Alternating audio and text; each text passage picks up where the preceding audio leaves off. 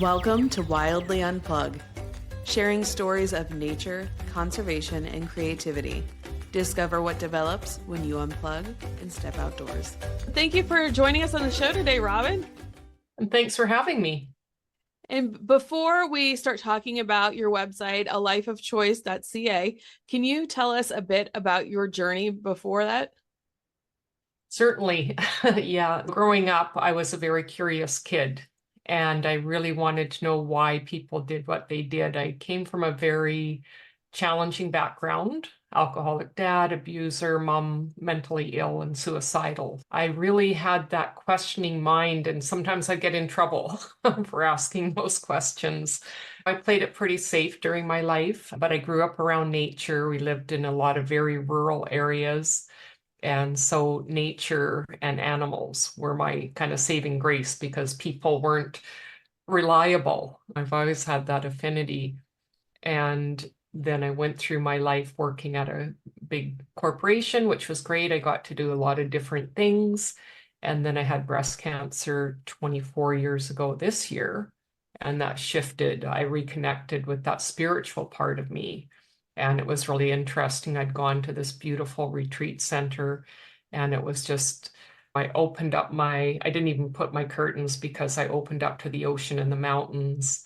And we were just nurtured during that time. And I really realized how I'd shut down that part of myself and how important nature was to me. So then when I started to move towards going on my own, building more confidence in myself and what I could do on my own, and being able to retire early because I'd worked there for so long, then it's okay, how do I incorporate all this? I'd learned to teach the meditation and healing system, and I was doing that on the side.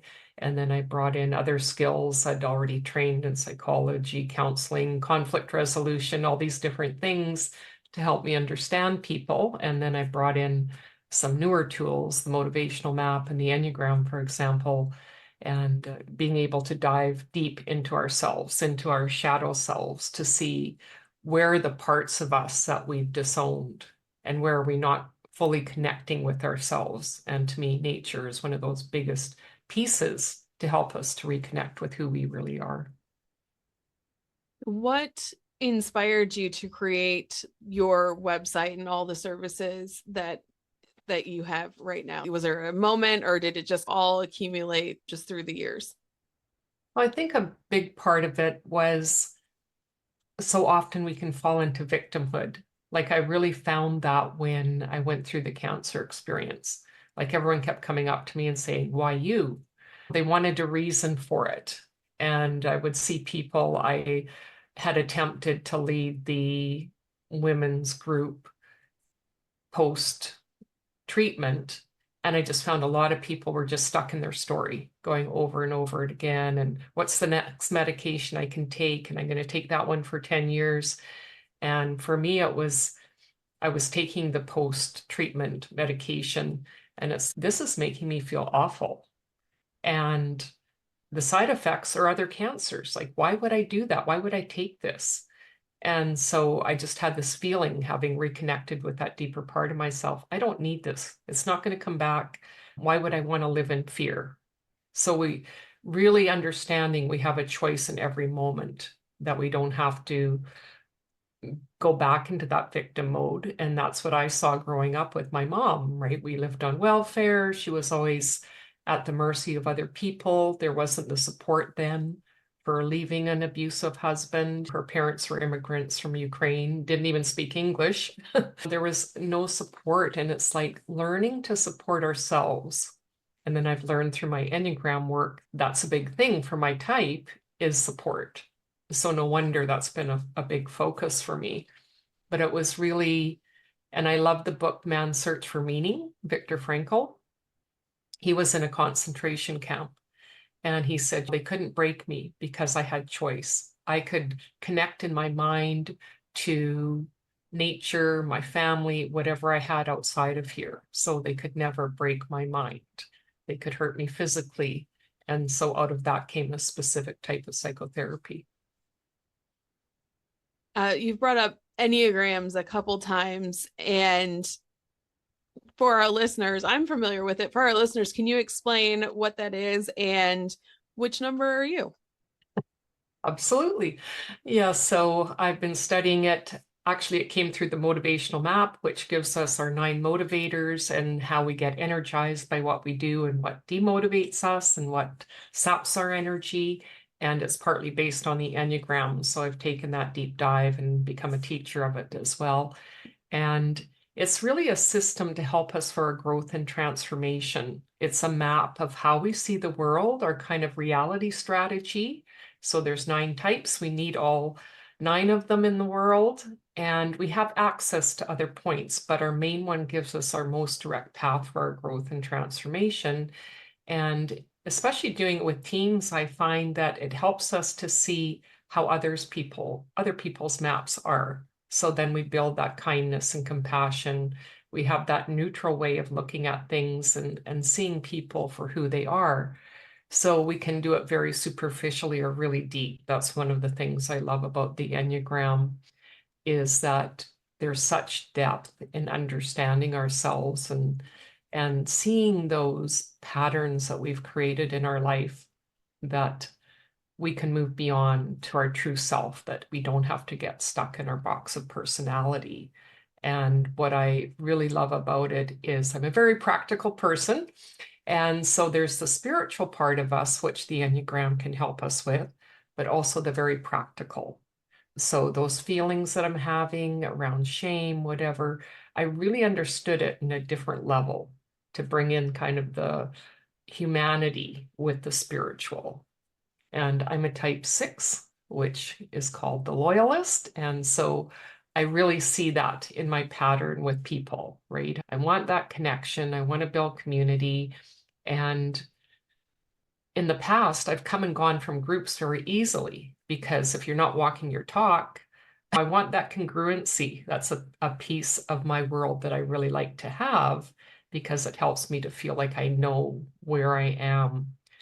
And the Enneagram gives us that path to say, one of the laws is law of 3. How can I hold differing things? And then what comes out of it? That's how we transform the knowing and the not knowing, for example. Holding both of those instead of that dual either or. And then we can have that growth come forward. Are you pretty good at guessing about what other people's traits are just by certain things that they do? A bit. I do typing services because I find the assessments can't get to why we do it, because we all have the same behaviors, right? We all have anger, we all have sadness, all of these things. So we can't just go superficially. There's some better tests out there. Most of them are paid, that helps you to get a direction. And then from there, you can narrow it down. I do see certain things, and it gets a bit more tricky in all this life of personal growth, where people can hide it more, for example. So that's why you have to get into a bit more of the historical. What were those personal patterns of growth for you, for example? But there's still things that kind of stand out to me as to how people are in the world. And yeah, I think it's important that the person find it for themselves. I'm the guide, but I'm not going to tell you. And you'll learn, right? Because if it's not the right type, you're not going anywhere. The whole point is it giving me a growth pattern. If I'm just feeling going around in circles, it's not giving me any growth, then it's probably not your type. So I'm a type 7 and my husband's a type 1. And it has definitely helped us out. And he was in the military, and I don't know how many military types are a type 1, but just with his job and everything, I was like, oh, I totally get why you picked the job that you did. And then for me, I'm more the fun type or whatever, but it really helps us to understand the way that we think, the way that we do. And I also find it interesting, at least in the little bit that I've studied, when I'm stressed out, I become a type 8. So knowing that about myself has really helped me to get a deeper understanding. Is that some of the things that you help walk people through when they come to you with that? Yeah, that the first level is just finding out your type, and then we can look at the growth patterns. We can go to either end of our lines. So there's 3 laws with if you look at the symbol itself, There's a circle, so that's unity. We've got the triangle, which is the law of three, and then we've got the outside lines, which is seven, right? And that's our growth paths. So everyone has a way and a missing piece. So for me, I go to the 9 and the 3. And my growth is to really go from that angst of the 6 to the 9 of the really calm and accepting everything. And often people think I am a 9 because I tend to be very quiet most of the time and calm and relaxed. But I've been teaching meditation for over 20 years, so that I don't look as angsty maybe as other 6s, depending on their growth path, because we have different levels of development too, and we go up and down in those levels. And as we go up, we have less restriction from our type. And then to the 3, which is my missing piece, is that ability to be out there, be visible.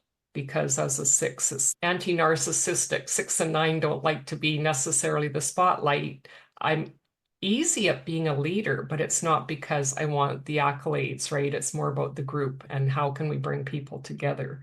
Visibility can be a challenge for me, and that's why I love this kind of connection, because I feel really comfortable talking with people.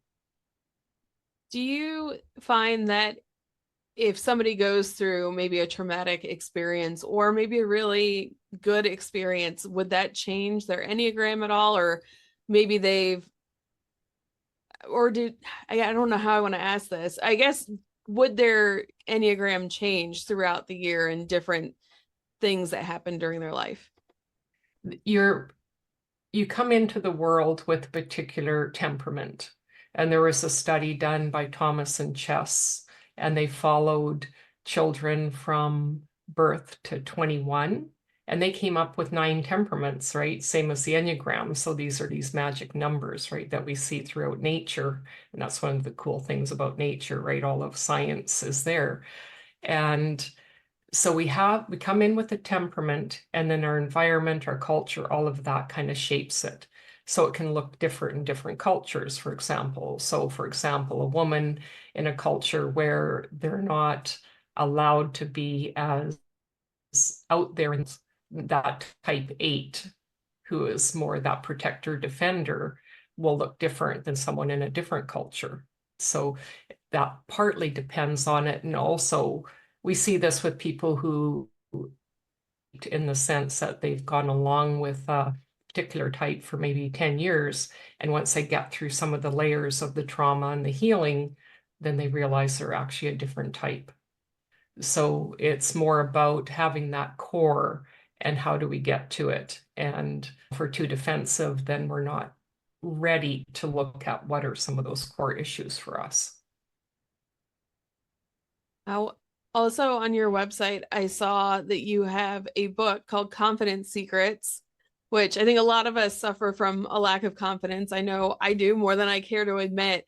What are some of your favorite secrets to share with people to give them that courage to be confident? A lot of it is learning to be ourselves, and that's why I love the different tools, right? The more we understand who we are outside of that external, because our society, especially in North America, are so much geared to how are we doing out here? And that's a false premise, right? We do have that when we grow up. We need to have that value returned to us. At the same time, if we're always looking for outside validation, we can't learn to do that for ourselves, because it's not out there that we build the confidence, it's within.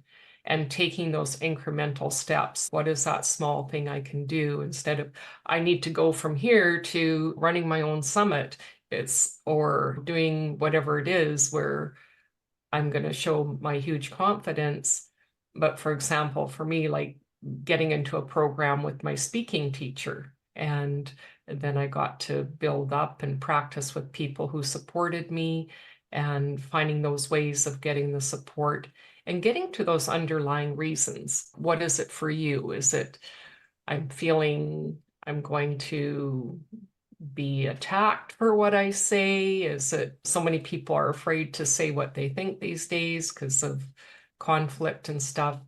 So it's part of it learning to deal with the conflict internally and externally, and being able to really hold our boundaries, right? We don't learn good boundaries. And that's why I like the meditation course, because you get energy boundaries. So the small steps, learning to keep your energy for yourself and not leaking your energy to others, owning your values and what's important to you.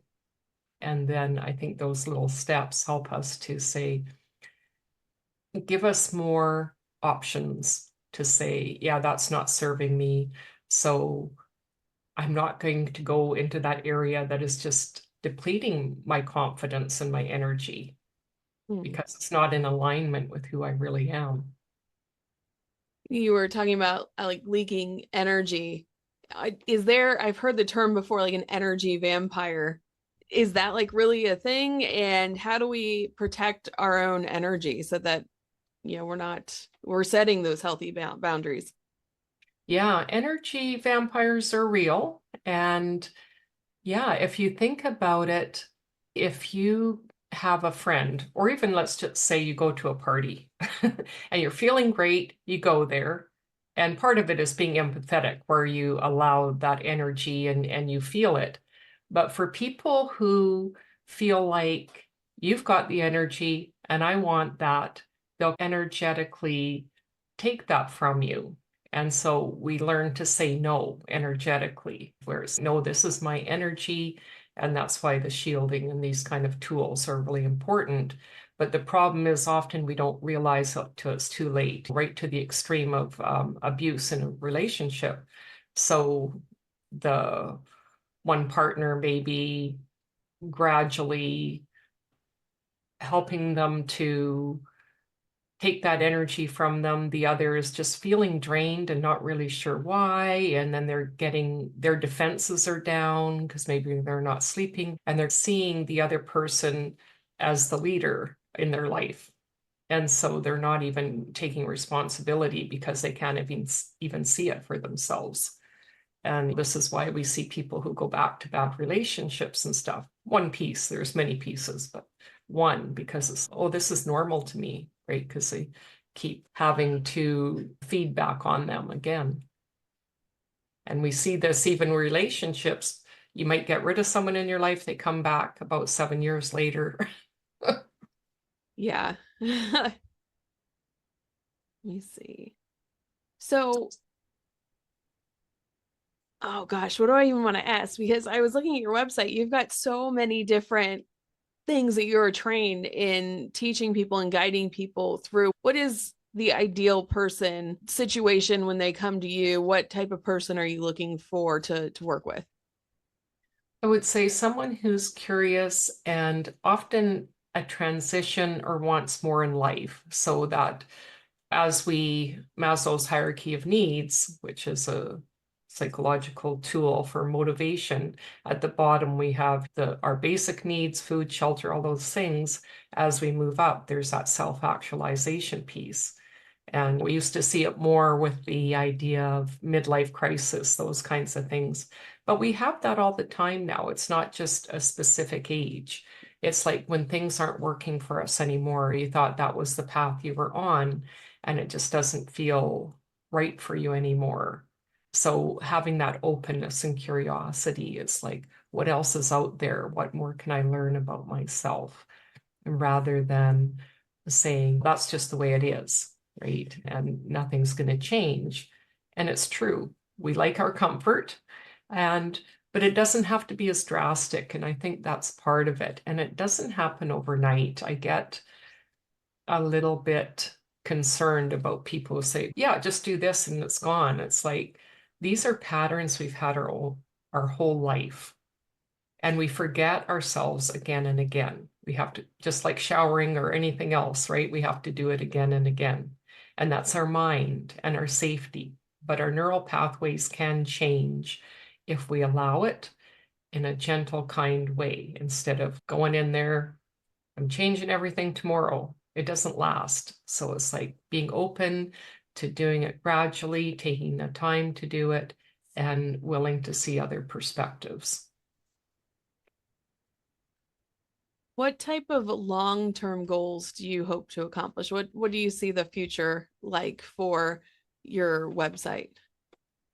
I've just added a new one for teams. So I'd already learned the teams for the motivational map, and I'm just finishing up a training with the Enneagram teams.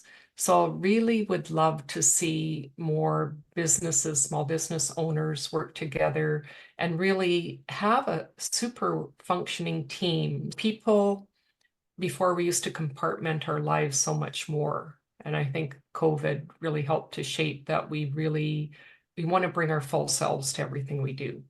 Learning to be engaged, accept other people, it starts there, it starts with us. But the more that we can do it in a group and see the value of the team, and we can accomplish so much more. We can have successful businesses, we can have successful work and home life, and we don't have to feel like we have to do it all ourselves because we have that support. And when earlier you were talking about you loved going into nature as a child, where was there a specific place that you would go to or a thing that you would do that would make you feel comfortable and heal you? We lived in a lot of different places. One place we actually had a river in our backyard, which Wow. was cool. And there were some old outbuildings on it. So like we had chickens and yeah, always had cats, and we had dogs one couple times, but we had chicks sometimes. We'd have them at Easter, which was lots of fun. But yeah, being by the water, and I still resonate a lot with the mountains and the lakes. I'm here in a very flat area, but I can drive to the mountains fairly close. And of course, there's the ocean here at the coast. And still, the lakes, I think, because I grew up where I was born, is actually a beautiful valley with this lake and mountains around it. Beautiful. Do you have a favorite memory in nature? When I got to travel, I would say as an adult, as a young person, I remember going picking berries. We would see bears and lots of fun things like that. But as an adult, I got to go to Antarctica, which was amazing. And I remember just as we came into the icebergs in the area and the pristineness and the quietness, I just burst into tears. It was just so amazing. I just interviewed a guy a couple of weeks ago named Ralph who leads tours to Antarctica. You didn't go with him by any chance, did you? I went with G Adventures. They used to be called Okay. Gap, and they're now G. And I like them because it's very more eco-friendly. It's local guides. Their ship was a redo of a ferry from, I think, somewhere in Scandinavia. And they had really amazing guides. That is so cool. What kind of animals did you see while you were there? Yeah, lots of penguins and the birds. Let's see.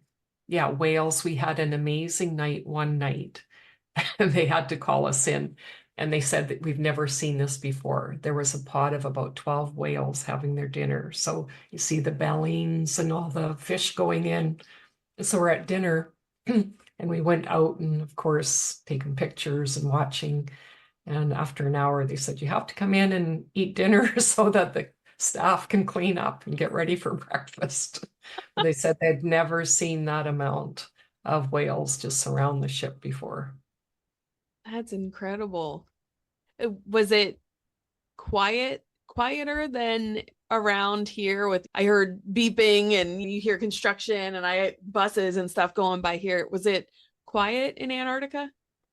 Super quiet. I think that's the beauty. And then there's one little island, which is cool with the post office on it. And there's people that live there and a few outstations out with research and stuff. But yeah, it's just really quiet. And we were lucky. They say can be the Drake Shake or the Drake Lake. And we had the pristine lake both times or both ways, and lots of sun. This was in December. So we got to have Christmas and New Year's on the ship. Very nice. The opposite end of where Santa is. Yes. Very good. And how can people find you? Robyn, Robyn, at alifeofchoice.ca, since I'm in Canada. I'm on Facebook with my name and LinkedIn. And that's the main places on, let's see, on Instagram, it's Master Holistic Healer. That was my first kind of account with the meditation. So I've just left it with that. And yeah, that's the main places. Before we go, do you have a tip for someone that would like to connect with nature? Take what's around you. It's very interesting. I have a balcony. I'm in an apartment, but I have this beautiful tree outside. And so often we can go out on your balcony or somewhere and you're looking far in the distance. But what about close up? Looking at those leaves, for me, and there's pine cones and birds, and not having the headset on all the time, listening to the birds. There's one spot I like to walk near the dike because it's no dogs, it's really quiet. All the birds feel safe, so they come out and they're just around, and you get to hear this beautiful sound. And the other thing I like to do is take pictures. I post a lot on pictures on my walks and Facebook. And it's like looking at the details and noticing how things transform. And this is great for type ones, right? About that perfection of nature. And just seeing how it's beautiful in all its different stages, from the bud till it falling apart. And just having that awe of how beautiful it is without having to be anything different than it is. It's beautiful. Thank you so much for being on the show today. Thanks for having me. And until next time, get outside and see what develops. Wildly Unplugged podcast is a production of Wild Development Studio. The views, opinions, and statements expressed by individuals during Wild Development Studio's productions do not necessarily reflect the views or opinions of Wild Development Studio or its affiliates. Participation in any activities, expeditions, or adventures discussed or promoted during our content may involve inherent risks. It is strongly advised that individuals conduct thorough research, seek professional guidance, and take all necessary precautions before engaging in such activities or venturing into wilderness areas. Wild Development Studio, its representatives, or employees shall not be held responsible for any injury, loss, damage, accident, or unforeseen incident that may occur as a result of participating in activities inspired by or discussed in our content. By choosing to engage with our content or act upon any information provided, individuals do so at their own risk and discretion.